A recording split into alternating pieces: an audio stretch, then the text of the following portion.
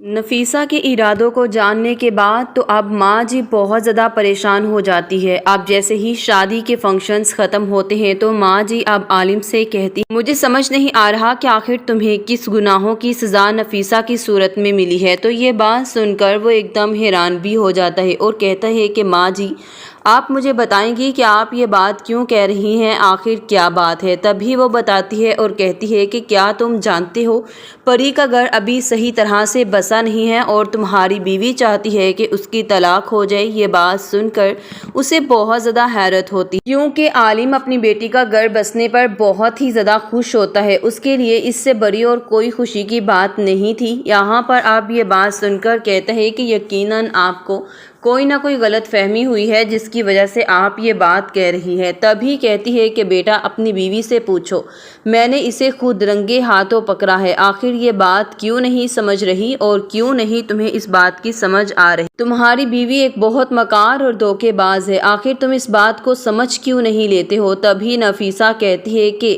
میں نے ایسا کچھ کہا ہی نہیں، ماں جھوٹ بول رہی ہے۔ یہ بات سن کر کہتی ہے کہ سمیر ادھر آؤ۔ سمیر اب جیسے ہی آتا ہے تو کہتی ہے کہ جاؤ اور رمیسا کے پاس جا کر بیٹھو۔ تبھی وہ کہتی ہے کہ رمیسا اپنے بیٹے کے سر کی قسم کھا لو تو میں اس بات پر یقین کر جاؤں گی۔ یہ بات سن کر رمیسا ایک دم چونک جاتی ہے کہ اماں جی نے تو اسے بہت برے طریقے سے پھانس دیا ہے۔ یہاں پر عالم کو اب یقین ہو جاتا ہے کہ جو کچھ ماں جی کہہ رہی ہیں وہ جھوٹ نہیں بلکہ بالکل سچ کہہ رہی ہیں۔ تبھی وہ بہت غصے میں آ جاتا ہے اور کہتا ہے کہ تم اتنی گھٹیا کیسے ہو سکتی ہو؟ میں تو کبھی سوچ بھی نہیں سکتا تھا کہ تم اتنے گھٹیا پن کا مظاہرہ کرو گی۔ یہ بات سن کر وہ ایک دم اب خاموش بھی ہے، جس کے پاس شاید اب کہنے کے کوئی الفاظ نہیں تھے۔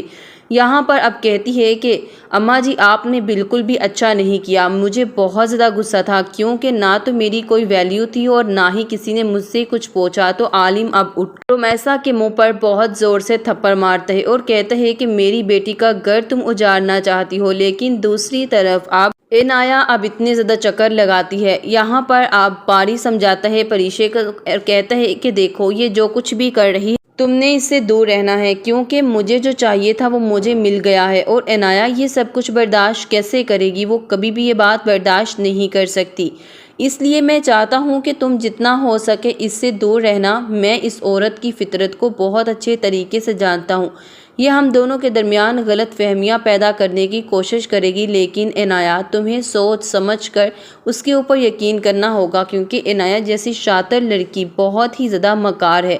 وہ کس طرح کسی کو اپنی باتوں میں لے آتی ہے کسی کو اس بات کا پتہ بھی نہیں چلتا، اس لیے میں تمہیں وارن کر رہا ہوں اور تمہیں میں سمجھانے کی کوشش کر رہا ہوں۔ پری یہ بات سن کر کہتی ہے کہ آپ فکر مت کیجیے، آپ کو میری طرف سے کبھی بھی